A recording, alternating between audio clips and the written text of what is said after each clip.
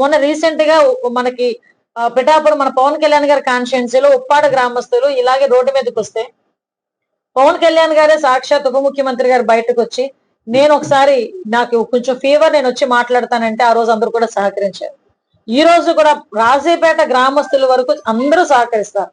రాజేపేట గ్రామస్తులు చాలా మంచివారు. వాళ్ళని బయట నుంచి వచ్చిన వాళ్ళు కొంతమంది రెచ్చగొట్టే ధోరణిలో వ్యవహరిస్తున్నారు.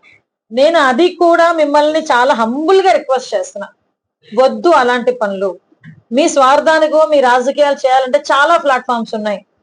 అంతేగాని అమాయకులైన రాజీపేట గ్రామస్తులతో అటువంటి రాజకీయాలు చెయ్యొద్దనే నేను చెప్తున్నా.